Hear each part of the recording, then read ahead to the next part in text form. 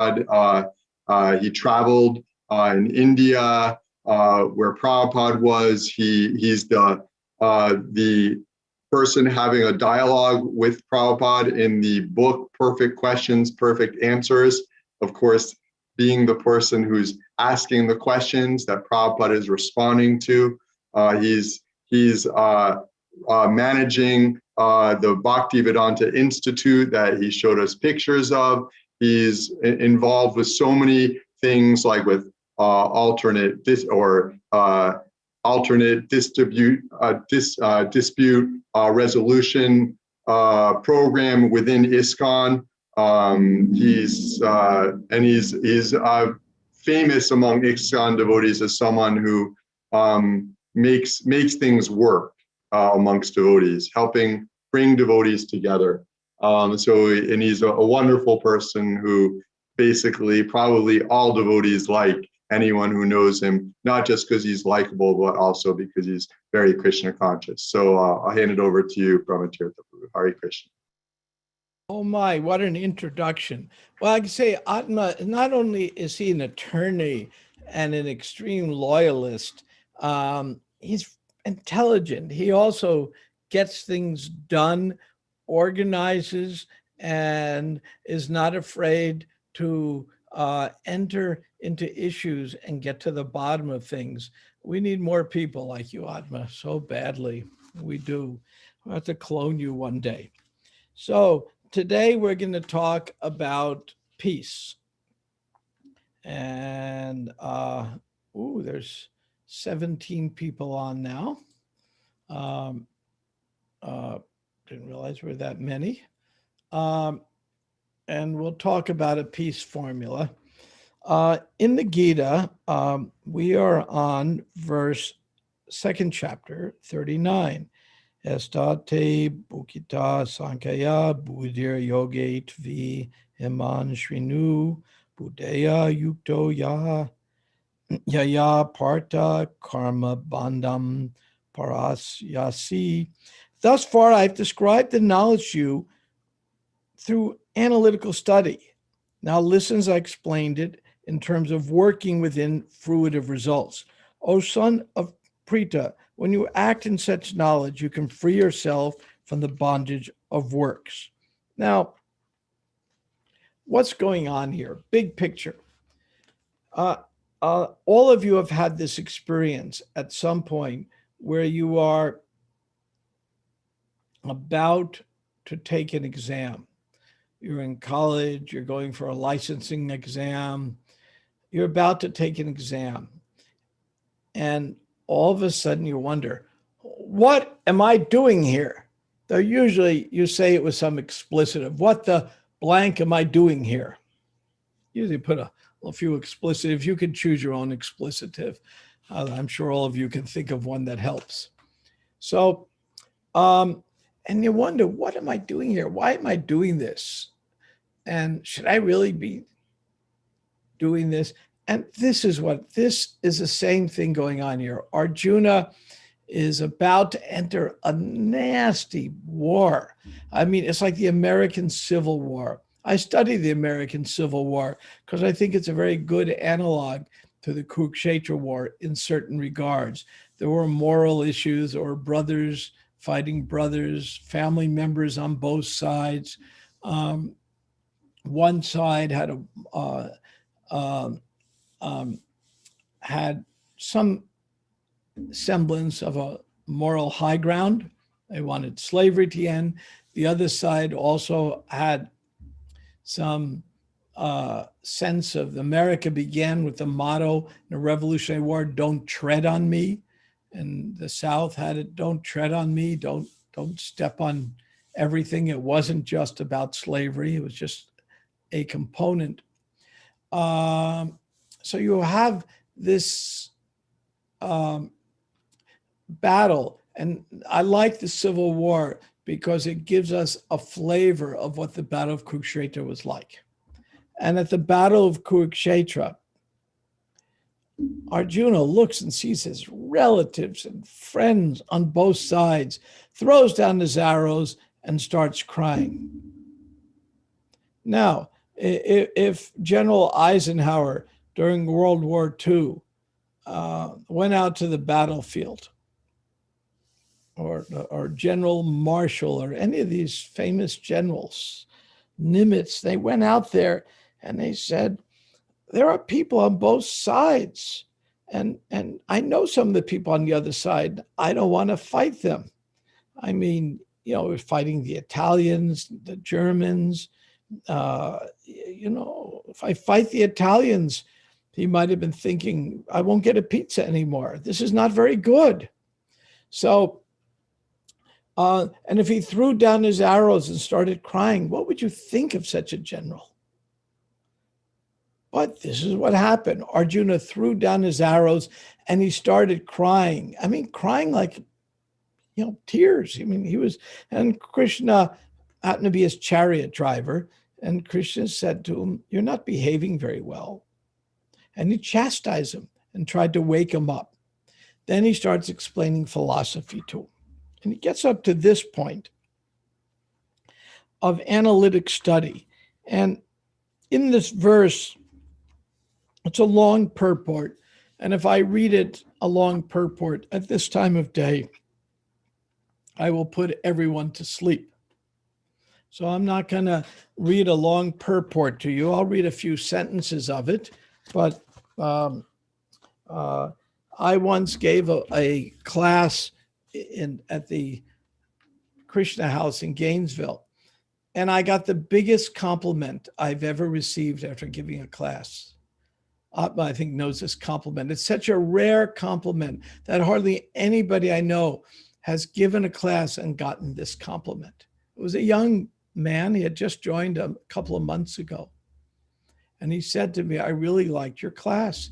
And I said, what did you like about it? And he gave this such a rare compliment. I still bathe in that compliment all the time. Would you like to know what the compliment was? Yes. And here it goes. The compliment was, I didn't fall asleep once. And that is such a rare compliment.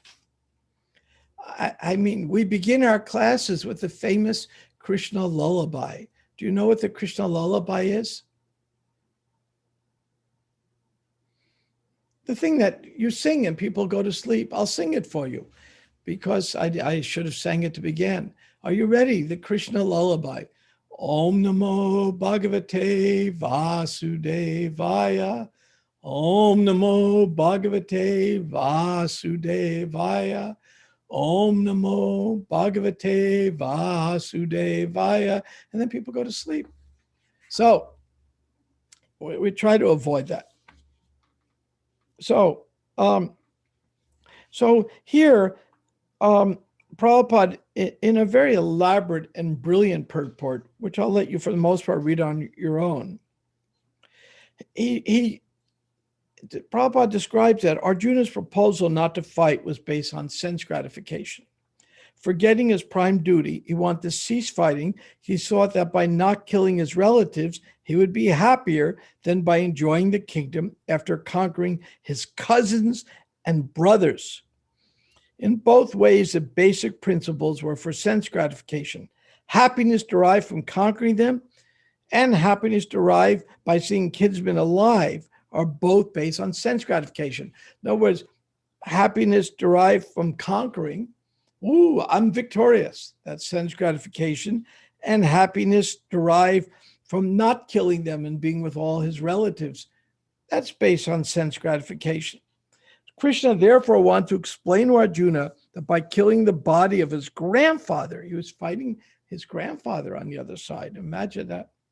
He would not be killing the soul proper, that all individual persons, including the Lord himself, were individuals in the past. Basically, you can't kill them. Now, so here's my question to you. Does anybody have a problem with what I just said? And you can unmute and speak. Does anybody have a problem with what I just talked about? I have a problem with it, but do any of you have a problem with it? If so, tell me what your problem is with what I just said. Don't be shy.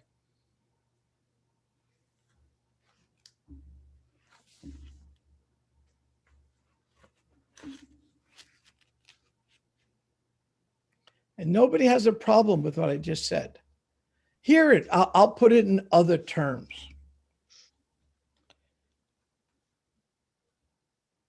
Arjuna is told, if you kill a bunch of people, that's sense gratification. Krishna's telling him, and if you don't kill them, that's sense gratification. What's a man to do? Okay, now I'll help you with this. Prabhupada used to quote some of his college textbooks. He would quote the poet Cowper. He would quote some science books. He would quote from books in college. So I am going to give a song that discusses this dilemma. Some of you may know it, some of you may not, but I'll give you a song that discusses what some of this dilemma is. Here it goes.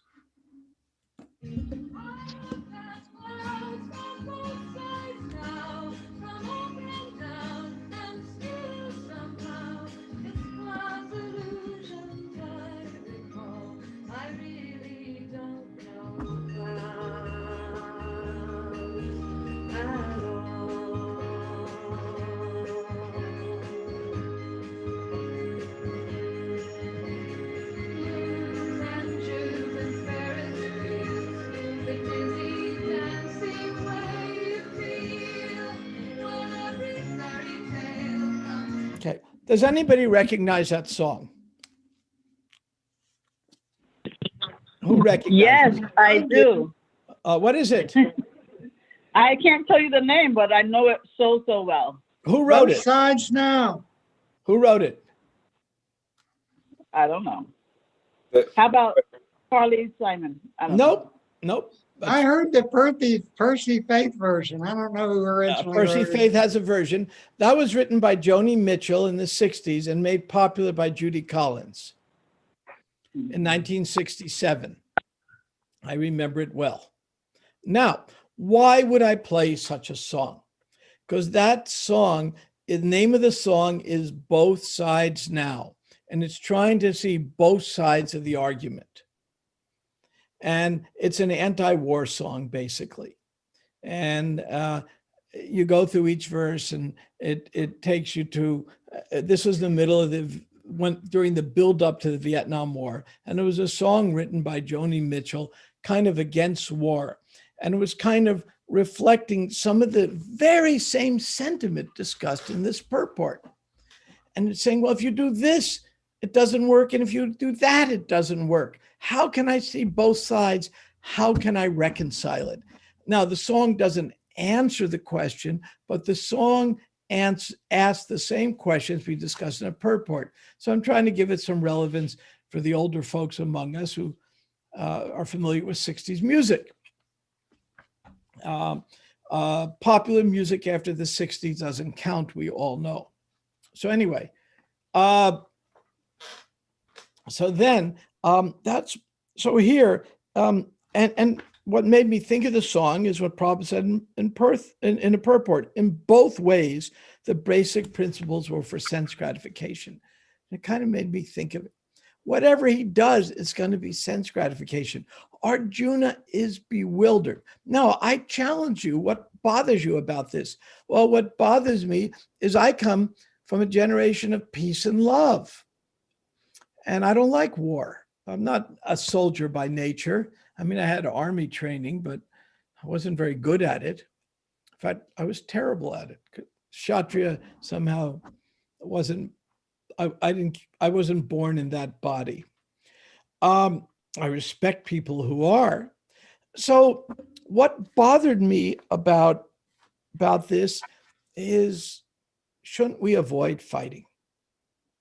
Shouldn't we somehow avoid war? Wasn't Arjuna right to avoid fighting his relatives? Wasn't he right to do that? Why was Arjuna not right? I mean, come on, we don't want to kill people, Gandhi and, all of that, peace, love, was Arjuna wrong to fight? Wasn't it? I mean, that's the whole point, that it's from sense gratification, isn't it? I mean, if he was essentially wanting to have his cake and eat it too.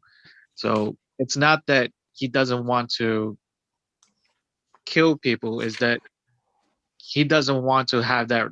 It's almost like, I don't want to put in that type of work. And Yeah. and it's almost, and to me it's very much like, I worked in labor jobs and like demolition. All you Okay. had to do, and I had one boss who would always say, "You're not in the business of results. That's my job." And I always look at a lot of, like, just life recently is just, it starts with recognizing the delusion of control. Like, I think I'm an individual, right? So that means I can control everything around me. I can't. But if I look deeper into my life, I try to manipulate, relationships. I try to manipulate results at work or whatever it may be, when really I should just be working to provide for myself or my family if I have it. I should be putting in love into a relationship as opposed to manipulate the person. So he wants a good result that satisfies him as opposed to Krishna. Yeah. And Uh, you said it really well, Moses. Congratulations. You did very, very well. And what's going on here is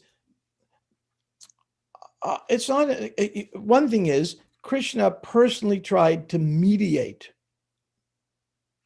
the battle. Krishna himself went to both sides and said, don't fight.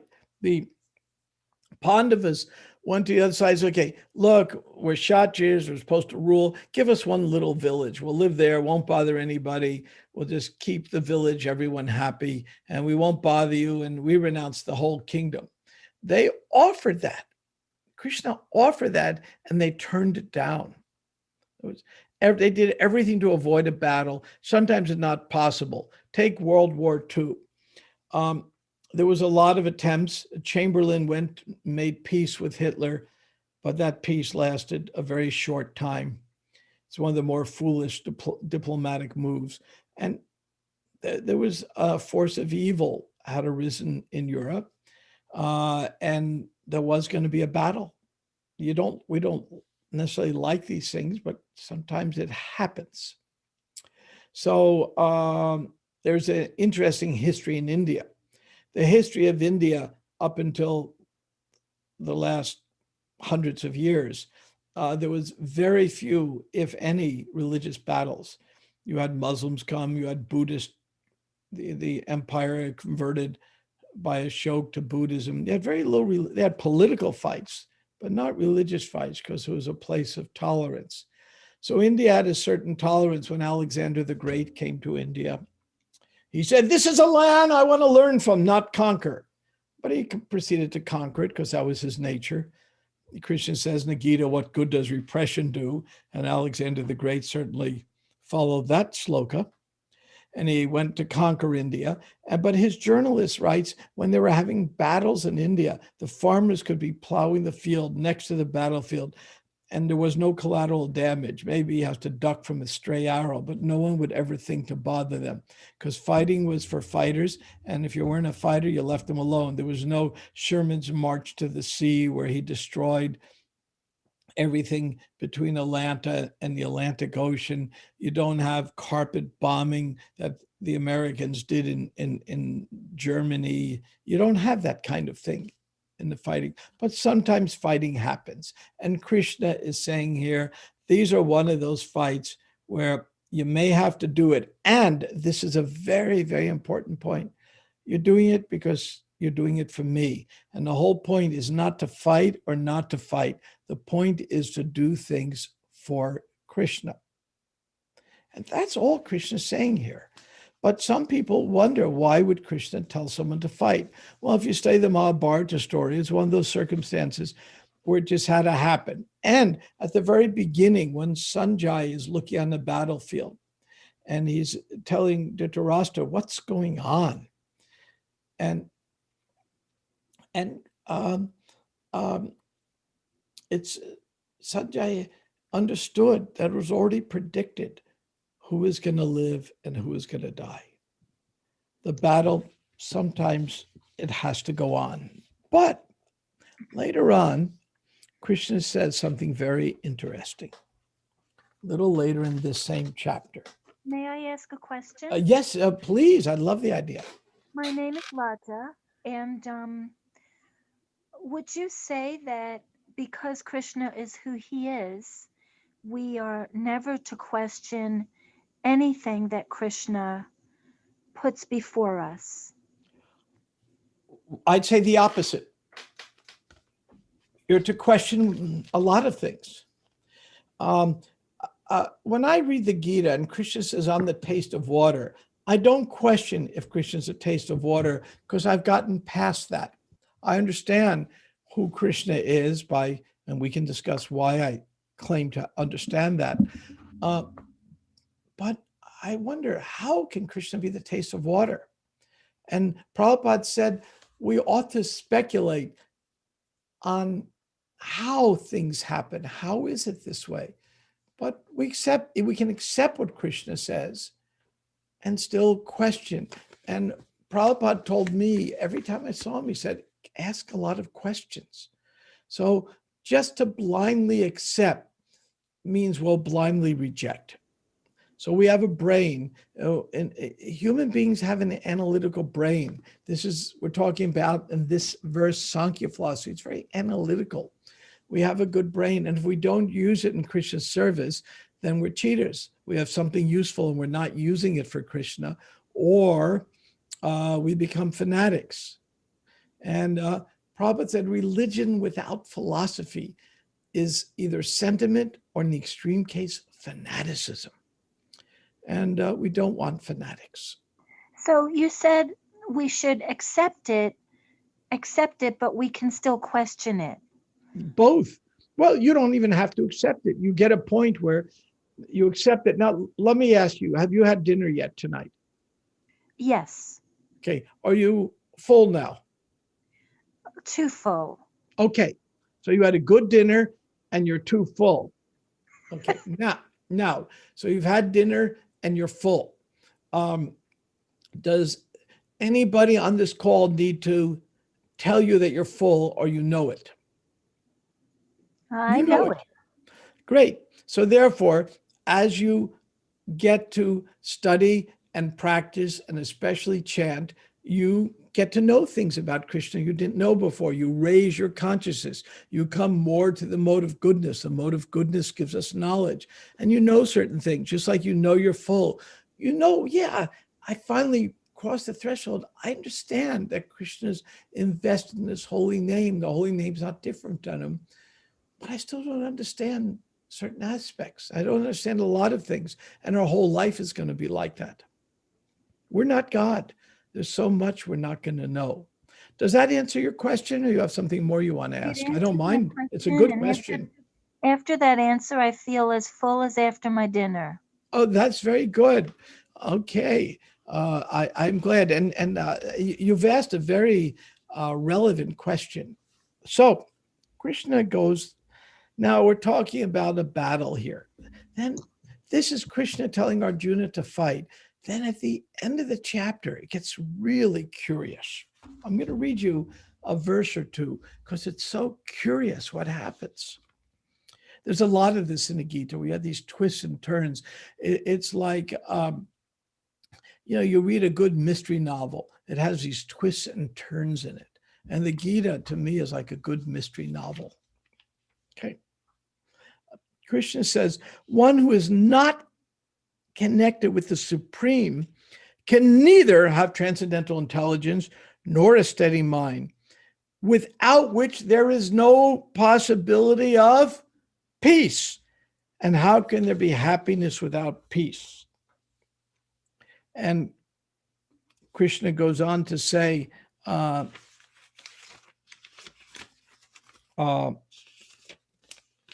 oops, I jumped a page here, just one moment. And several verses here, Krishna talks about peace. Let me see.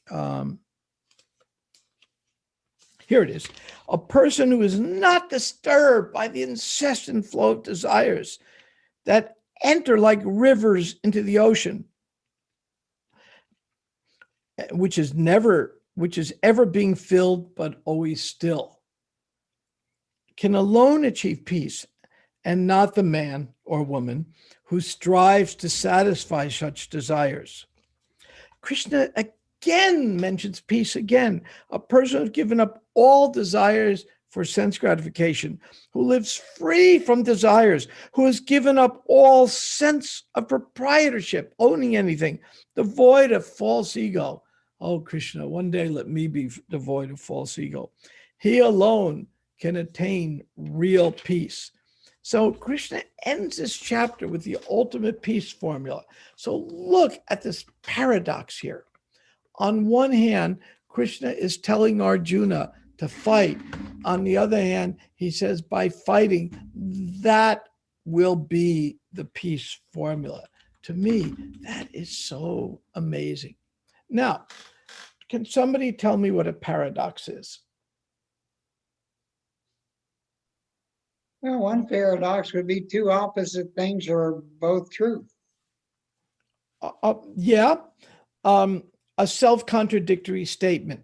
Can somebody give me an example of a paradox?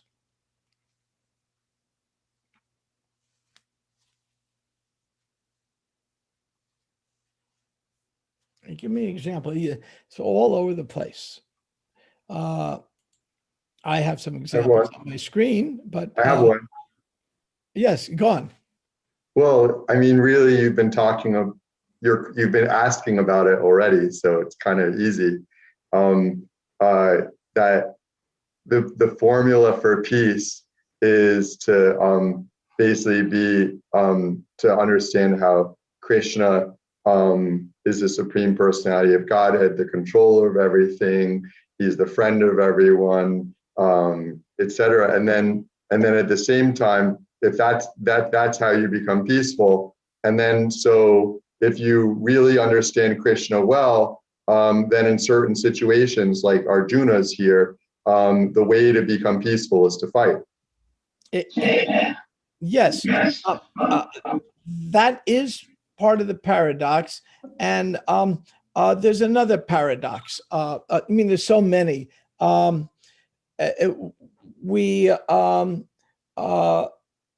I'll give you Yogi Berra, the famous New York Yankee, who was very loose with words. They call them yogiisms. And some of you may have heard of him, some may not have, but he's very famous for mixing up words. So here's one. Nobody goes to Murphy's bar anymore. It's too crowded. It's really funny. And so you get paradoxes are seemingly contradictions. And sometimes there's a very famous one from Hamlet. I have a few examples I picked. This one I like. I must be cruel only to be kind. That was Hamlet wondering what to do to absolve his mother of her sins of arranging the death of his father. So I must be cruel only to be kind. So ultimately, it'll be better for them if I'm cruel because it'll be kindness. There's one from the Vedas. We say that the excrement of any animal is considered very dirty, but the excrement of a cow dung is considered clean. When I lived in India, I cooked with cow dung, and the cleanest families in India clean their floors with cow dung in the kitchen. And that's been confirmed by laboratories that cow dung is antiseptic, and you put horse manure in your kitchen floor, you will likely get tetanus and die. Did you say that you cooked with cow dung? I use it as a fuel. I didn't eat it. No, I wasn't making a hash browns for breakfast with cow dung. Thank you. Oh, but I'm glad you asked. Yeah, that's you. Thank you for that one. Yeah, no, I use it as a fuel because I was very poor when I lived in India, just a few hundred rupees a month. Yeah, I was a high school teacher when I lived in India, and I was working at Indian salary and barely that. And so I cooked either with coal or cow dung. It's what I live in a village, and that's what people did. I didn't starve to death. So we have paradoxes and contradictions. Paradoxes are used in the Bible. Anybody think of a biblical paradox? It's easier to get a camel through an eye of a needle than for a rich man to go to heaven. So paradoxes have the purpose in Shastra, in scripture, and every tradition uses it to teach us a higher lesson. A seeming contradiction gives us the intellectual chance to go deeper and understand something better. And that means, as how do you say your name? Lajja? Lajja? Lajja. It's short for Lajashila. Lajashila. Okay. So Lajashila asked a really, I thought, spot on question.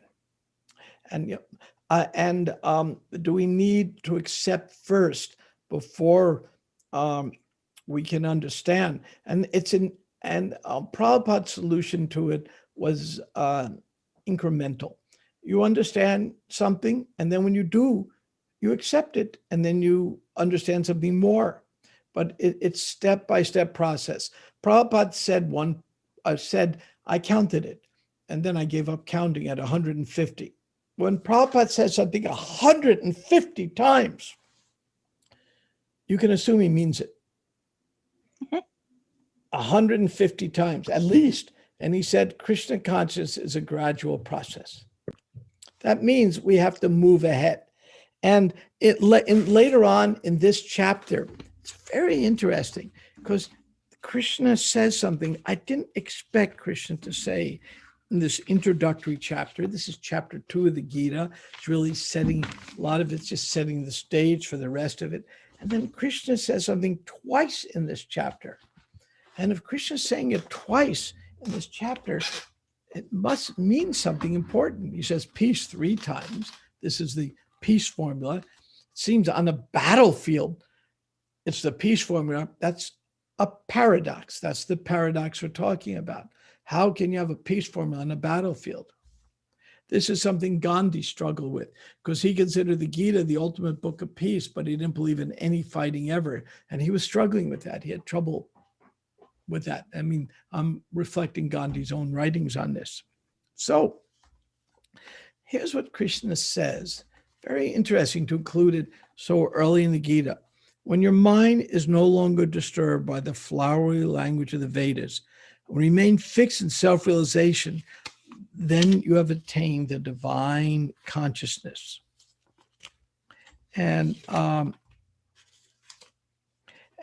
Krishna repeats that same, I lost my bookmark, but he repeats that twice in this chapter. Be careful of the flowery language of the Vedas. What's Krishna talking about here? Here he is setting the stage. You're going to go fight, but avoid the flowery language of the Vedas. What's he talking about? It's a warning to all of us. Anybody have any idea why Krishna is saying that?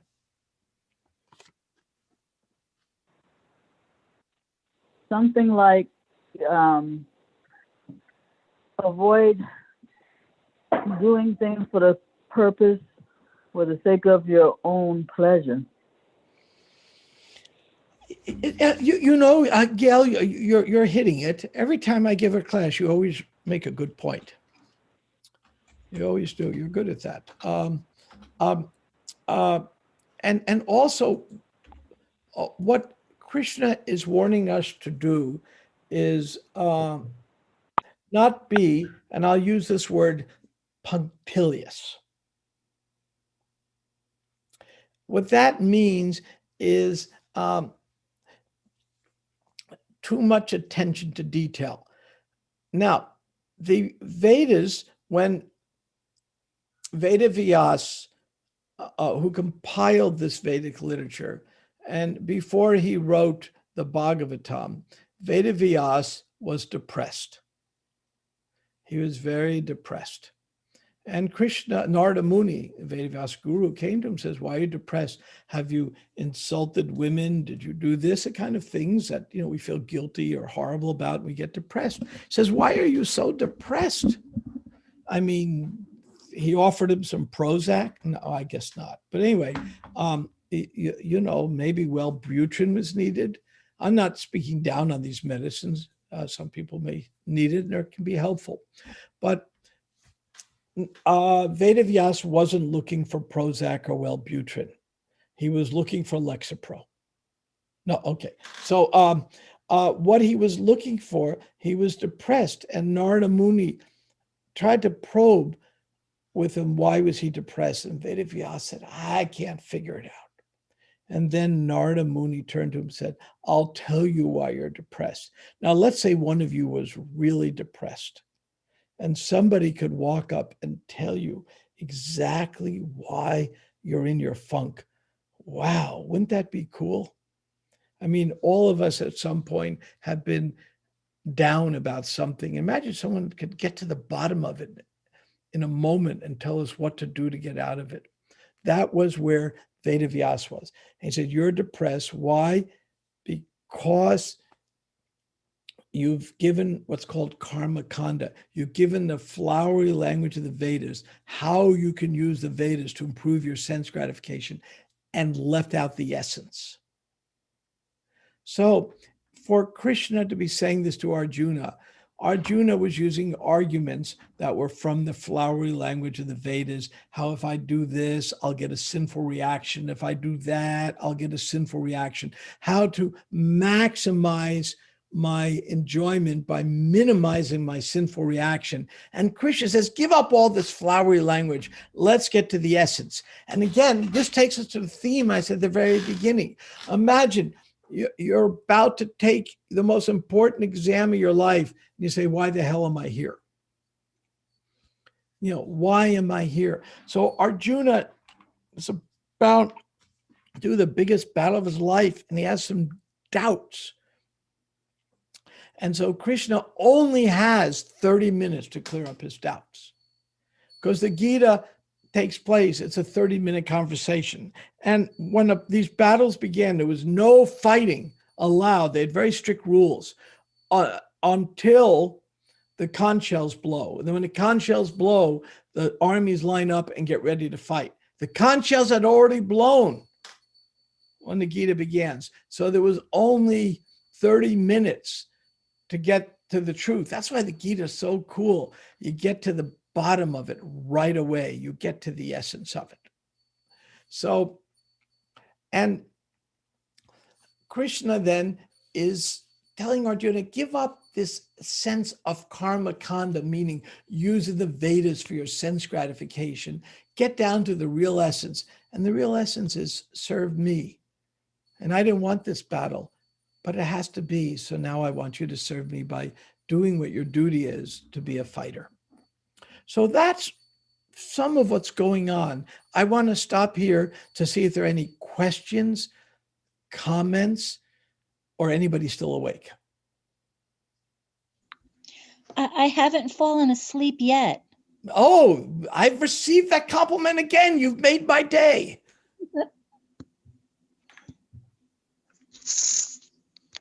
I got a question. Because you mentioned that, and I think I've heard some people mention it's sort of like when Krishna tries to stop the war from happening, and the bad guy says don't tell me what to do, essentially. And that's a sort of encapsulates a lot of human condition. But how does someone, let's say in Arjuna's situation, where they're having this existential crisis and they don't know where to go, but instead of going towards learning, they go the other way? Ask that from another angle. I didn't quite follow. What's you can learn when I'm reading the Gita, and I can learn lessons for life through it, right? Yeah, absolutely. But there's a point where Arjuna could have chosen not to be guided by Krishna and go the other way. He could have ran, is where I'm Yes. getting. Yes. So how does someone who's chose that in life, running from a situation, how can they sort of learn from the Gita to go to, to come back from that? And Moses, yeah, well, I think we've all been there and done that. Yeah. And we have a duty. We know what we ought to do, and we do something different. And later on in the Gita, Arjuna asks the same question you're asking. Why does someone know what they ought to do and do something different? And then there's an elaborate discussion of the modes of nature: goodness, passion, ignorance. And in ignorance, we don't do what we ought to do. And in passion, we do what is best for us. And in goodness, we do what we ought to do. It's because what we ought to do it. It's just like on January 6th, the U.S. Capitol was taken over by hooligans, you might say. And there was some cops, it turns out, kind of ran away that were defending it, and some stood there. One even died. And one African-American cop was being called the N-word 19 times, it was counted. And he still stood there and did his duty. He didn't go shoot anybody. He just stood there and did his duty like a real Kshatriya, like a real proper warrior. And, it was very admirable. I listened to him speak because I was curious about it. And so if for somebody that runs, they take it as a lesson that I need to build up more character. We all get lessons in life when our character doesn't rise to the highest level. And one person that happened to is Arjuna. He threw down his hours, started crying. But then what do? We do the same thing Arjuna did. We approach a mentor, somebody we trust, spiritual master, mentor, whatever you want to say.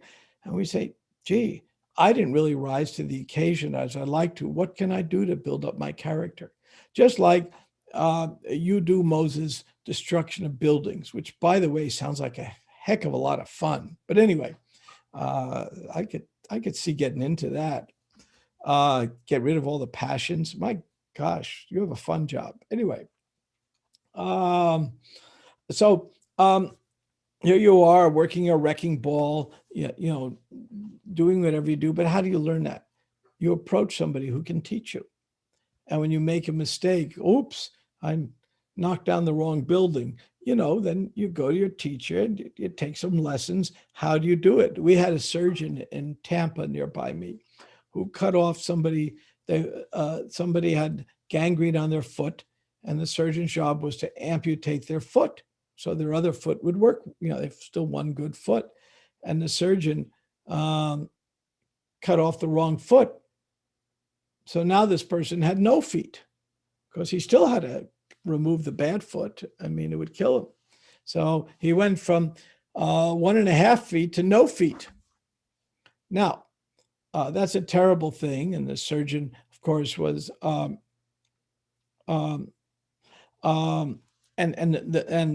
surgeon was sanctioned and everything, but something good came out of it. After that, now every time anybody goes to the hospital, and I've had it happen, they ask you, why are you here? And then they mark in an indelible ink which foot you're going to operate it on or what you're going to do. That's a new procedure that came out of that mistake. So when we make a mistake, it's an opportunity for us to advance. But instead of just advancing in some material way for sense gratification, if we are taking shelter of those who are more adroit spiritually than us, we'll advance spiritually and we'll raise our modes of nature. And knowledge comes from the mode of goodness. So the question was asked by Lajashila before, how do you know things? Well, you know things by getting into the mode of goodness. Then you really start knowing. And by own experience, closer I get to goodness, the more I know. So key, that's why the whole latter chapter of the Gita is a lesson in psychology. Krishna doesn't do it in the beginning. He kind of sets the stage a lot, but the last several chapters are all psychology, brilliant psychology. What do you eat? How do you sleep? How do you know right from wrong? Gets into a lot of psychology because we live in a real world, and Arjuna needed some instructions. How do I live in the world? Now that I know my goal is to serve Krishna, how do I actually do it? What do I do in real time, in real life? And the modes of nature help us figure that out. At our Bhaktivedanta Institute, one of our topics is studying the modes of nature. And Murli Gopal, who used to be in New York, our physicist, has written papers, he's doing another one now, on how the modes of nature influence us and how we can tell. What tests can we give ourselves to see if our modes of nature are improving? And that's a real thing we can do. We can improve our modes of nature. And just like when you have your meal and you're full, when your modes of nature gets more goodness, no one has to tell you, oh, now you've gotten there. You know you're going there. And when you're going into lower modes, passion, ignorance, you know you're there. I mean, I know when I go there. And every day we're going to go different modes. And this is, for those of you who ever studied mindfulness, this is Krishna conscious mindfulness. Krishna conscious mindfulness, mindfulness means being aware. And Krishna conscious mindfulness means being self-aware. And when I'm in a lower mode, I become aware. Oh, I'm in a lower mode. And when I'm aware, then I can do something about it. And if I'm not aware, there's nothing I can do about it. So it's a matter of higher awareness. And one of the lessons that Krishna's teaching Arjuna is don't be a dullard. A dullard would run off the battlefield. Don't be a dullard. And if you are a dullard, that's okay, but stop being one now. We're all going to be dummies sometimes.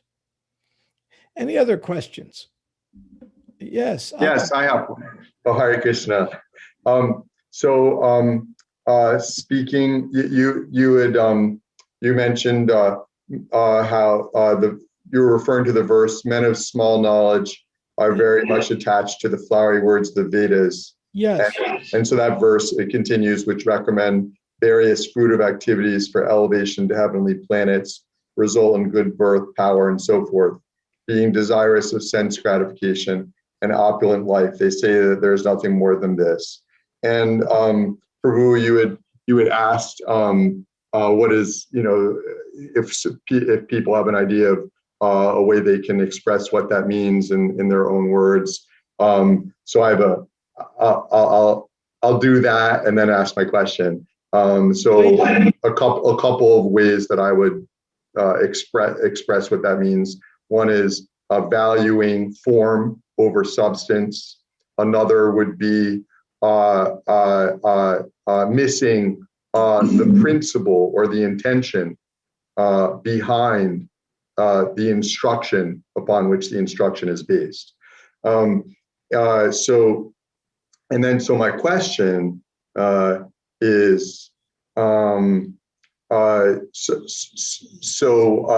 persons, at least this was something I used to hear people say a lot. Sometimes it was even used insincerely, just as an excuse not to listen to us Hare Krishnas who are distributing books, who are actually speaking about something deep. But sometimes people would say, I'm not interested in religion, I'm interested in spirituality. But putting aside that sometimes that statement could be made insincerely, but assuming it's made sincerely. So someone who's interested, if I'm interested in spirituality but not religion, of course there could be it could be just semantics, but looking at it from the point of view of the person who's making that statement, distinguishing these two ideas, I was wondering if you could please say something about how that verse how you should not be attached to the flowery words of the Vedas, or how one should not value form over substance, or how one should not forget about the principle behind the instruction upon which the instruction is based. How might that relate to someone who's, say, interested in religion, but not the spirituality upon which the religion is meant to be based? That's actually a critically important question you asked. And I quoted before, religion without philosophy and philosophy without religion, the dangers of those. Bhaktisiddhanta, I'm paraphrasing, I don't have the exact words in front of me, but Bhaktisiddhanta Saraswati said, religion can be the enemy of spirituality.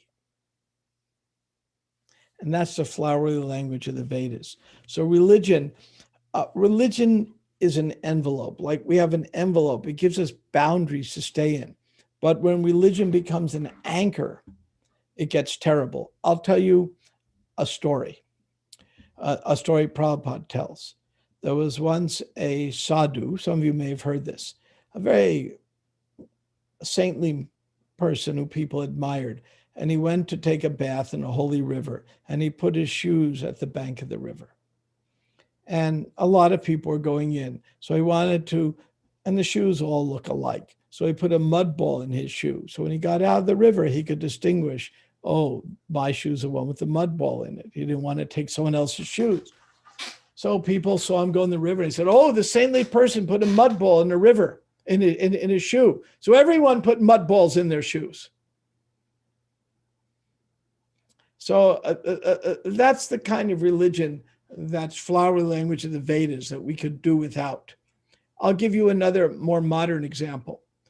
Does anybody know why the keyboard is called a QWERTY keyboard? Anybody know the story?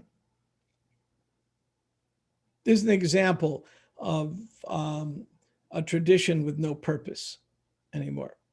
QWERTY keyboards, old typewriters and old timers like me will It's remember. the letters up top in the top row, isn't it? QWERTY. Yeah, but why is it arranged that way?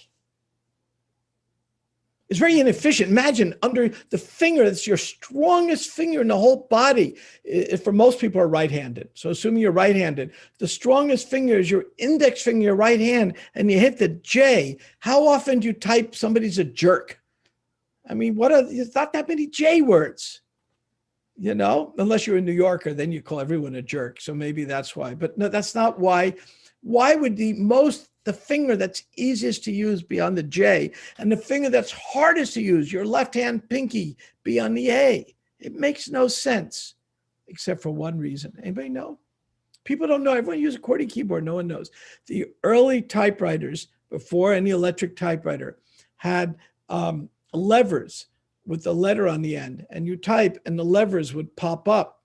And if you type too fast, then two levers would click at each other. And I used manual typewriters, so I'm familiar.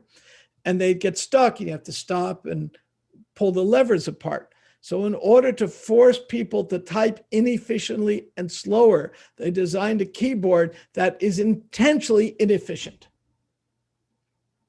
Intentionally so, because otherwise people would type too fast and the keyboards would jam and the keys would jam. So it's done for that purpose. Now we all use a QWERTY keyboard and no one knows why. And they have something called a Dvorak keyboard, which is much more efficient. You can download it to your computer and use this much more efficient, much faster typing, but no one uses it because we're all used to QWERTY, but we don't know why we're doing QWERTY keyboards. Hardly anybody knows. That's the reason why.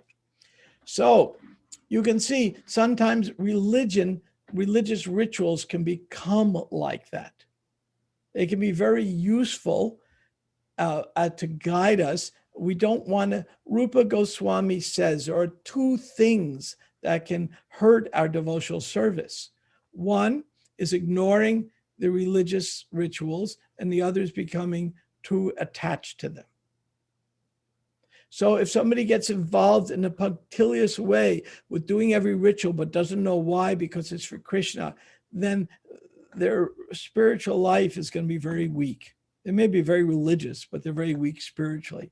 And if someone is really into the essence, but doesn't do the normal rules and regulation that help us control their mind, I don't care who they are, unless they're a special kind of rare saint, their mind is going to get the best of them. The religious gives us an envelope to work in. So we need to keep a balance. And Krishna says this later on in the Gita. Later on in the Gita, Krishna says, don't eat too much. And what does he say right after that? After he says, don't eat too much. Can anybody tell me? You're muted. Don't eat too little. Don't eat too little. And he says, don't sleep too much. What comes next? Don't sleep too little. Exactly. Take the middle road. In other words, be a good Buddhist. So take the middle road. Krishna is advocating the middle road of Buddhism way before the Buddha. Take the middle road. So don't get hung up on the flowery language of Vedas too much with spirituality, with religious matters, but don't ignore it either. It's important as a framework. We can get mentally ill from being too involved in religious ritual where we forget the essence. And the other side's true. We can forget we can become totally ethereal and end up not really understanding what's going on by not having some religion. So we need a good balance. But as Bhaktisiddhanta said, the caution is don't let religion become the enemy of spirituality. That is a danger. And the danger is, for example, spiritual life, the modes of nature are less intense in the morning. Those bars, when do bars close? They close about 4 a.m. And when do devotees start their chanting or practicing? Generally that time of day, 4, 5, 6, sometime in the morning. So that's a very good time of day for spiritual life. So that's a religious principle, and it's a good one to follow. Can't always. Somebody might have to work a night shift. These things happen. But we do the best we can. And the key that Krishna is saying in the Gita is he says later on, he says to Arjuna, there is no loss in this endeavor. In this chapter, he says it, and then later on, Krishna again repeats it. There's no loss. So even if you're not successful entirely, you're going the right direction. And that takes me back to Prabhupada's statement 150 times. It's a gradual process. The important point is not, am I become the purest, most advanced, everything? That's false ego. The important point is, am I going in the right direction? And that takes us back to the point of after dinner. Yeah, I'm satisfied. That was good. I've had my great after dinner belch and I'm full. We know it. Okay. Any other questions? I think my time has used up. I think so. This might be unfair because it's so far away now, but would you happen to remember the very last point that you made in your talk? It was, I think, connected to, this flowery language business and the fact that, the battle happened, the conversation of the Gita happened in like half an hour. Do you remember the last point you made? Well, the point of that is it's an existential crisis. And Krishna gave the condensed version, just like Reader's Digest is all these novels. And Reader's Digest used to publish condensed versions for people who didn't want to read the whole book. Yeah. So this is the condensed version to take us to the essence as efficiently as possible. So we say, hey, yeah, this is the direction I want to go, so we can build up upon it and then start studying in more detail. I think that was a point, but if not, So it's like a appetizer type thing, so that we are inspired to delve more deeply. Is that what you're saying? I think you put that well, Gail. It is. It's an appetizer. Sometimes outside a restaurant, they'll be serving samples for free, and then you want to go in and eat it. They even do that at Divya's Kitchen on by the Bhakti Center. Sometimes to get customers, they give free samples. So the Gita, it's more than a free sample, but compared to the rest of the Vedas, it's like a sample plate. This is what it's about. Why don't you try this, taste, and if you like it, we have plenty more. Of course, this one's free. The rest of it you have to work at. But the Gita is very, I mean, there are 500 translations of the Gita into English. So it's a quite popular book. I read 2 or 3 of them before I met the devotees. I was wowed by it. I'm not saying I really understood it, but I was still wowed by it. Prabhupada's Gita hadn't been out when I first read it. You know, on a separate note, I have to tell you that, you know, probably more often than not, I have some kind of super soul experience with you. And so today it had to do with Yogi Berra, because I happen to be a Yogi Berra Bhaktin. And so it was so interesting that, Dhananda Maharaj, he's the one who put me onto my first book in Krishna consciousness, which was Perfect Questions, Perfect Answers. Yeah. And he told a yogiism a couple of weeks ago, and it was the one you told just now. And when he said, I don't know if it's because of the way he said it or what, but it went totally over my head. I consulted my husband.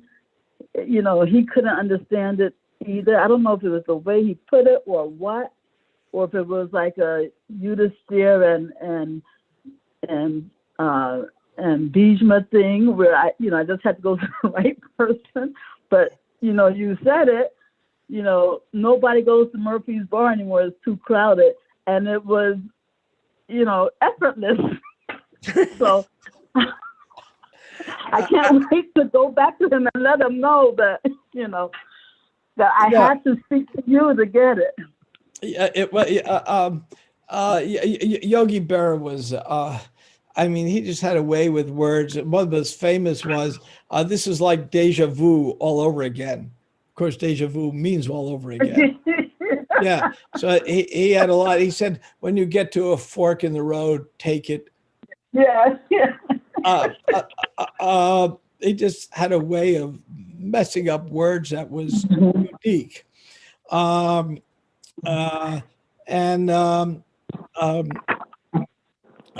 I use that as an example of paradoxical statements. Though when we take a Gita paradoxical statement, we learn something much deeper. When we take a Yogi Berra paradoxical statement, we just kind of scratch our heads and go, huh? But I wanted to use it as an example of a paradoxical statement.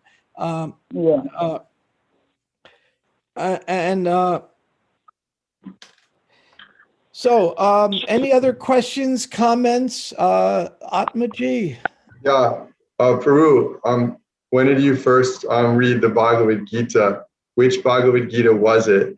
And what did you get out of it? And then what was the difference when you read Prabhupada's Bhagavad Gita? And how did that come about? First one I read was Franklin Edgerton's. And I wrote a paper on it for my college professor. And I was fascinated by the Gita, and I'd picked it up in a shop in the Greenwich Village, and the book smelled of incense for the next 5 years. I thought this was quite mystical. And I read it, and I was fascinated by it. I wrote a paper giving a summary of what Edgerton's point of view was, and I knew he was wrong. intuitively, I knew Edgerton got it wrong, because Edgerton's point was tat twam asi, thou art that. So his conclusion was Krishna, and the second one I read was Dr. Radhakrishnan. And Dr. Radhakrishnan says, Krishna is not Krishna. He's an ineffable one within everyone. We refer to as Mayavad philosophy. And when I read Edgerton's and then Radhakrishnan's, I said, that doesn't make sense to me. Krishna's speaking. It didn't make sense to me. And I came from myself. I was already convinced of theism by then without any doubt. I didn't know who God was. I wanted to know, but I knew there was somebody behind it, and somebody, not something. And so when I wrote a paper and I got an A, and he gave me two conclusions. One is the professor really didn't get the Gita, and two, I'm a good BSer. Because I was able to reiterate what Edgerton said. And then Wait, when I went wait, Prabhu, sorry, Yeah, if you don't yeah. mind, I just want to follow up on what you just said, just to make sure I got it. So when you wrote your paper, were you summarizing this what Edgerton's? Yeah, I summarized what Edgerton said for a paper. Without analyzing yourself why you thought it was wrong. Well, my mind was screaming at me. I didn't like what he said, but my job was to summarize his point of view. And my professor was a Mayavad, and I didn't feel like fighting him. And Okay. he was a very decent guy to me. He actually wasn't for him. I might not have gone to India. He gave me a lot of encouragement, but I didn't like it. And I didn't know enough Gita to challenge him. When I went to India, Prabhupada suggested I read his Gita, but it wasn't available in India at that time. So I couldn't, not until I got back to America that was I able to get Prabhupada's Gita. And now there's a lot of Gitas out by disciples of Prabhupada. And Prabhupada wanted that his disciples write exegesis, expansions of it. And Garuda has one, Kalakanta has a great one in poetry, and there's several out there that are all built on Prabhupada's, and they're really nice. The problem is we have a linguistic problem. Language changes. And as time goes on, language changes. And Prabhupada talks about this problem in the very beginning of every single volume of the Bhagavatam. In the preface, Prabhupada refers to the verse 1:15:11, I mean to say. And in that verse, Prabhupada, it says, again, to paraphrase, though imperfectly composed, thoroughly honest people will accept my humble efforts to write this. In the purport, he says, I'm writing in a foreign language. Prabhupada's English was better than mine. His vocabulary was very expansive. He, went to college, and he's very expansive. His English had no issue. He might not known some jargon from the West. He said when he driving through New York and he saw a sign, he said, "What's a donut?" So a few words here and there he might not know, but generally his English was erudite English. And when you read his guru's English, I mean, I need a dictionary. And, I have multiple degrees, I'm educated, but I need a dictionary. So when Prabhupada says, I'm writing in a foreign culture, and please excuse my literary discrepancies, he's talking about cultural discrepancies. Language changes over time. And Prabhupada was born in the 1800s. So his language is going to be, it becomes antiquated at times. So we need to freshen up and modernize it while still absolutely preserving what Prabhupada said and not fooling around with it. But we need to put it in some context. And Prabhupada wouldn't have considered, if Prabhupada put it in the preface to every volume of the Bhagavatam, Prabhupada obviously felt that was an extremely important point, because you can't put that many points in a short preface. And that's how Prabhupada ended the preface. So it's a very, very important point.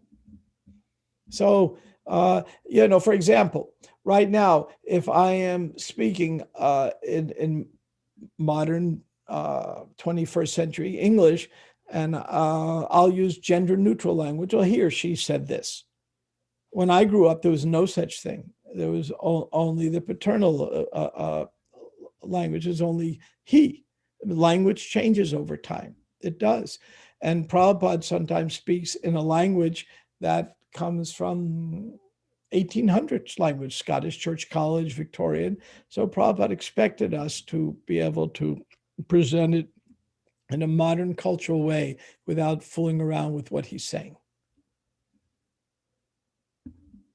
This could be a controversial issue. To me, it's obvious, but anyway. It kind of goes back to the notion of like, don't get lost in the flowery languages. Like, well said, Moses. Well said. Very Yeah, well said.